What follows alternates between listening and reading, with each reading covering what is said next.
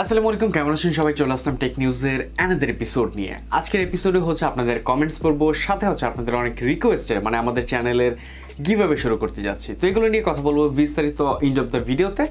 সাথে হচ্ছে খুবই হট টেক নিউজ তো থাকছেই। তো অ্যাজ ইউজুয়ালি সাথে হচ্ছে আমি Shovon. So let's begin the show. তো প্রথমে একটু শাউট আউট দিতে চাই আমাদের স্পন্সর বে অফ গ্যাজেটকে। তাদের কাছে এই মুহূর্তে খুবই অফার চলছে, সাথে যে কোনো কোম্পানির অফিসিয়াল স্মার্টফোন কিনতে পাবেন তাদের কাছ থেকে আকর্ষণীয় মূল্য ছাড়ে, এবং সাথে থাকছে গিফট হ্যাম্পার। তাদের সম্পর্কে সকল বিস্তারিত দেয়া হলো ডেসক্রিপশনে। সো আমাদের আজকের প্রথম নিউজটি শুরু করব খুবই হট নিউজ দিয়ে, যা থাকছে ইনফিনিক্সের তরফ থেকে। ইনফিনিক্স হট 10 এই ফোনটি হচ্ছে আসলে হট, যা হচ্ছে একদম বাজেট সেগমেন্টেও। এই ফোনটিতে রয়েছে মিডিয়াটেকের হেলিও G70 একটি প্রসেসর, যেটা বলা যায় বাংলাদেশে খুবই রিসেন্ট একটা লঞ্চ হওয়ার সম্ভাবনা রয়েছে। যা হচ্ছে বাংলাদেশের বড় বড় যে ইউটিউবারগুলো রয়েছে তাদের হাতে এই ফোনটি অলরেডি ইনফিনিক্স পাঠিয়ে দিয়েছে। সাথে হচ্ছে গত পরশু দিন ইন্ডিয়াতে এর 464 ভেরিয়েন্টটি লঞ্চ করা হয়েছে, যা হচ্ছে 9000 রুপিতে।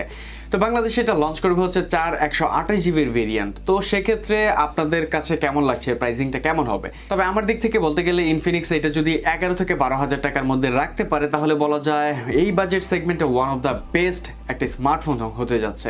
তো আপনাদের কাছে কেমন প্রাইসিং লাগছে তা জানাতে ভুলবেন না কমেন্টে।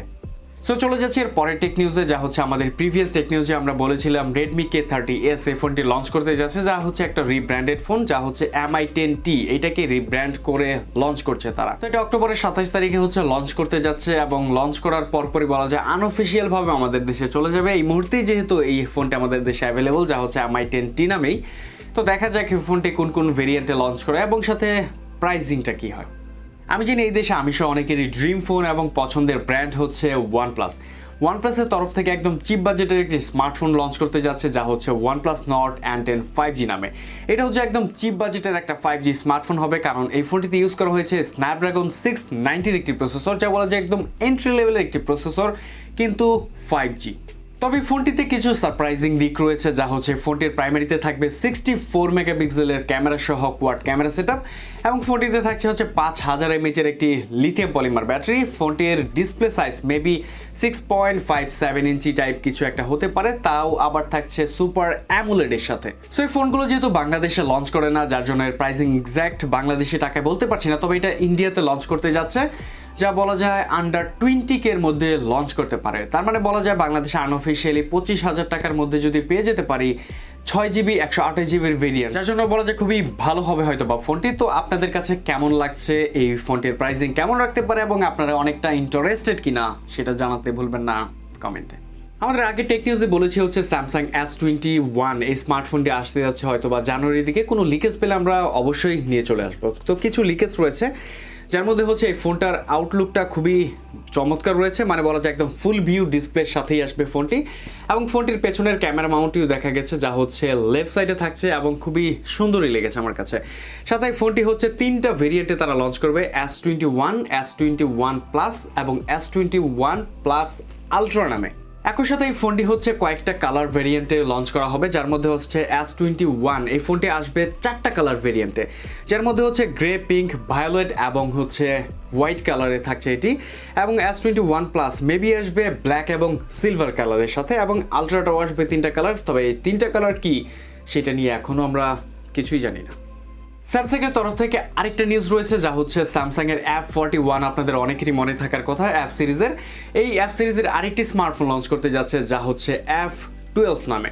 এটা বলা যায় M সিরিজের M12 এর সাথে অনেকটাই সিমিলার বলা যায়, এবং মিলও রয়েছে। এই ফোনটিতে ইউজ করতে যাচ্ছে হয়তো বা স্ন্যাপড্রাগনের 450 একটি প্রসেসর, যা বলা যায় এই বছরই লঞ্চ করা হয়েছে এটিকে। সাথে বলা যায় ফোনটিতে থাকছে 3GB র্যামের সাথে 64 অথবা 32 কোনো স্টোরেজ ভেরিয়েন্ট। সো ফোনটির একটা পিকচার লিক হয়েছে, যা দেখলে বোঝা যায় অনেকটা এন্ট্রি লেভেল স্মার্টফোনই হয়তো বা হতে যাচ্ছে এটা। তার মানে বলা যায় ফোনটি যদি বাংলাদেশি টাকায় 13 থেকে 14,000 টাকার মধ্যে যদি লঞ্চ করতে পারে, তাহলে বলা যায় অবশ্যই খুবই ভালো একটা স্মার্টফোন হবে হয়তো বা। হুয়াওয়ের তরফ থেকে নতুন একটি স্মার্টফোন পেতে যাচ্ছি, যা হচ্ছে হুয়াওয়ে মেট 30E প্রো নামে, এবং তাদের একটি চিপসেট এখানে ইউজ করতে যাচ্ছে, যা হচ্ছে কিরিন 990E এর একটি SoC। ফোনটির আউটলুকটা বলা যায় অনেকটা মেট 30 প্রো এর মতোই লাগবে, এবং সাথে হচ্ছে ফোনটা একদম 5G ভেরিয়েন্টে রয়েছে, এবং এর ডিসপ্লেতে ইউজ করা হচ্ছে মেবি 6.53 ইঞ্চির একটি OLED প্যানেল। ফোনটি পাওয়া যাবে হচ্ছে দুইটা র্যাম ভেরিয়েন্টে, যা হচ্ছে 8 এবং 12 জিবিতে। স্টোরেজ পাচ্ছে হচ্ছে 128 256 জিবিতে। এবং ফোনটিতে ইউজ করা হচ্ছে 40 মেগাপিক্সেলের একটি আলট্রা ওয়াইড সেন্সর। সাথে বলা যায় ফোনটি হবে হয়তো বা স্পেশাল কিছু একটা, এবং এর প্রাইসিংটা কেমনটায় আসে দেখা যাক।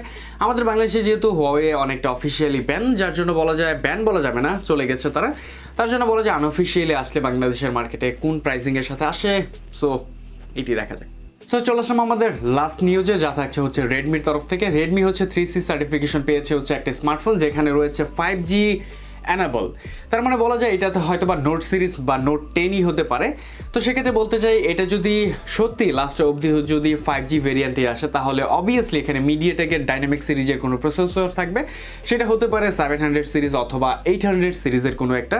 বাট আনফর্চুনেট এটা যদি 5G ভেরিয়েন্টে না আসে, মানে 4Gতে আসে, তাহলে 100% এখানে আমরা পাচ্ছি স্ন্যাপড্রাগনের কোনো প্রসেসর, যা হচ্ছে স্ন্যাপড্রাগন 730G অথবা 732Gর কোনো প্রসেসর হয়তো বা পেতে যাচ্ছি আমরা স্মার্টফোনটিতে। তবে আমাদের লাস্ট পর্যন্ত একটাই কথা, যেটা হচ্ছে সব দিকে যেহেতু 5G ভেরিয়েন্টের ফোনগুলো লঞ্চ করছে, যে ক্ষেত্রে বলতে চাই নোট সিরিজে অবশ্যই 5G আনাটা দরকার, সেটা হোক মিডিয়াটেকের প্রসেসর অথবা স্ন্যাপড্রাগন।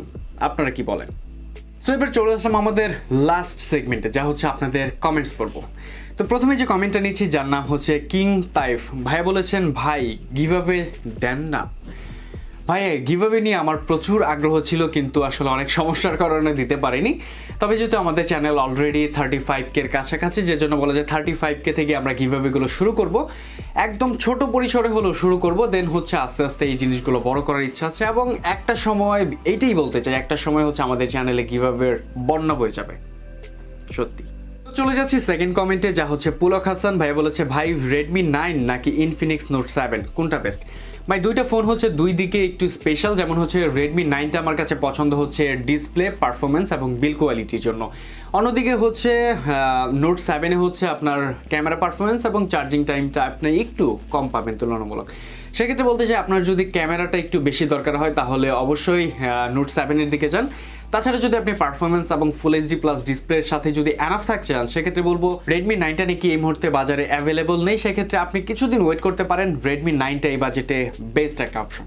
সো চলে যাচ্ছি এর পরের কমেন্টে, যা হচ্ছে শাহেদ ফিরোজ। ভাই কমেন্ট করেছেন Spark 6-এ। ভাই বলেছেন, ফার্স্ট কমেন্ট বস, সব কিছুই ভালো লাগে, but speaker and micro speaker একসাথে দেওয়াটা আগ্রহ কম লাগে। অবশ্যই কোশ্চেনটা হচ্ছে আমারও, যেমন হচ্ছে টেকনোর কাছে একটাই কোশ্চেন আমার, যেমন হচ্ছে বটম সাইডে আপনাদের স্পিকারটা দিতে সমস্যাটা কি?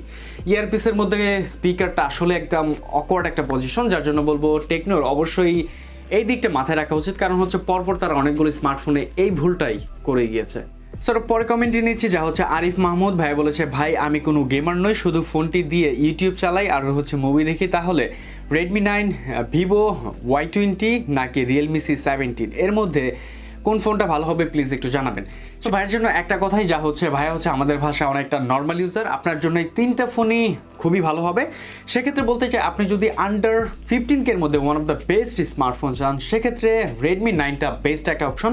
তবে শুনেছি এই ফোনটা অ্যাভেলেবল নাই মার্কেটে, সেজন্য আপনাকে একটু দেরি করতে হবে। সো চলে যাচ্ছে এর পরের কমেন্টে, যা হচ্ছে রাফি খান। এই মধ্যে মানে দুইটার মধ্যে আসলে কোনটা নেবেন ভাইয়া, এইটাই কনফিউশনে। সেক্ষেত্রে বলবো ভাইয়া দুইটা এখানে দিক, যা হচ্ছে আপনার Realme 7i হচ্ছে আপনার ক্যামেরা পারপাসের জন্য নিতে পারেন, অবশ্যই এই সাথে হচ্ছে higher রিফ্রেশের।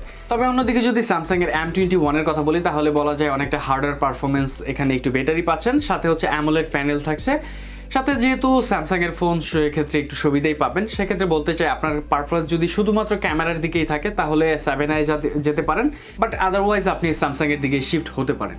So last comment and positive comment, যা হচ্ছে Mushfiqur Rahman. I always support you pro.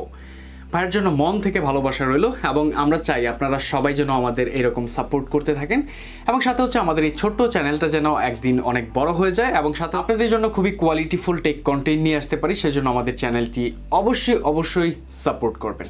তো আজকের মতো এই ছিল আমাদের ভিডিওতে। আপনি যদি চান আপনার কমেন্ট আমরা পড়বো, সেক্ষেত্রে আমাদের যে কোনো ভিডিও নিচে আপনার জাস্ট একটা কমেন্ট করলেই হবে। সো আজকের মতো এখান থেকে বিদায় নিচ্ছি আমি শোভন। দেখা হবে পরবর্তী কোনো ভিডিওতে নতুন কোনো টপিক্সের সাথে। সে পর্যন্ত আমাদের সাথেই থাকবেন এবং ভালো থাকবেন। আল্লাহ হাফেজ।